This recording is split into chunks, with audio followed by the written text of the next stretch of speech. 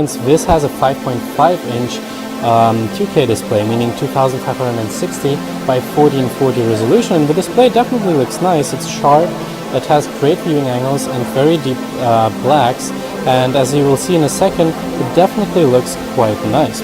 On the front you get an 8-megapixel front camera. There's nothing on the bottom here, and as you can see, the chins are actually a bit big. It's actually as big as the iPhones. Fortunately, the bezels on the right and left look a bit smaller, so that's nice that Google keeps this slim at least. What I also noticed when I took it in the hand for the first time, it actually is very light. It's so much lighter than the iPhone 7 Plus, at least it feels lighter. On the left side, you can put your nano SIM card inside here. There's no storage expansion in this slot.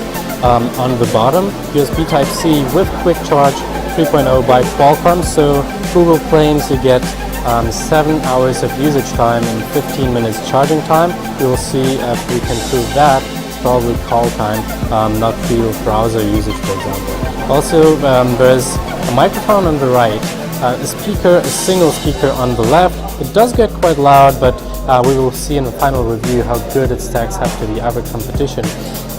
There is a volume rocker on the right side, and then there is a textured standby button on the right side as well, and on the top, yes, you get a 3.5mm headphone jack, which is a nice addition nowadays. You usually don't get that anymore, at least not with Apple and not with Motorola anymore. So the back and the frame of the phone are made out of one piece of solid aluminum, and it definitely feels really nice in your hand. It has some nice curves, so it does feel nice in your hand. On the top you get Gorilla Glass, so Google says that they made it on purpose, not only for design purposes, which does look interesting, but also for getting better antennas inside here, so you get better reception on Wi-Fi, but also on cellular networks.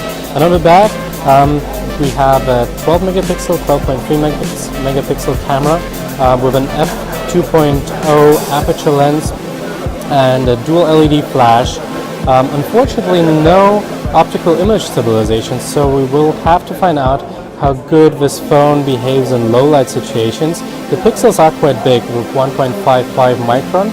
They are actually the same size as in the Nexus 6P or the Nexus 5X from last year. But as I said, no longer exposures since you don't get optical image stabilization here, but we do have digital image stabilization for video, which actually looks quite nice. Also, there is a fingerprint reader, which is called the Pixel Imprint. On the back, there are no added features to it. It just unlocks your phone, and of course, you can pay with Google Pay. So now let's have a further look at the Google Pixel XL here at the Berlin event. We have the fingerprint reader on the back, which is actually quite fast. If we lock the phone again and unlock it, you see by the time we turn around the phone, it actually is unlocked. So this is pretty quick.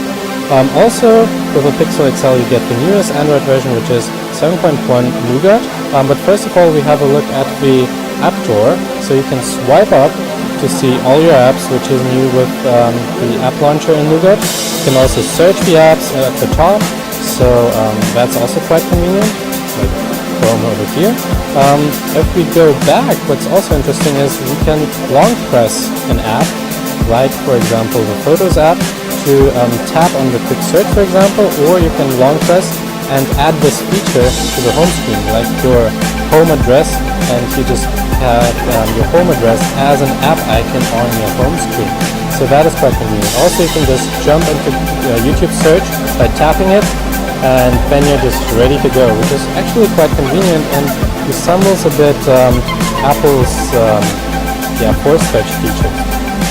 So if we have a look at the settings, we swipe down and go right into the settings over there, you can see that this is running Android 7.1, which is the newest version of Nougat,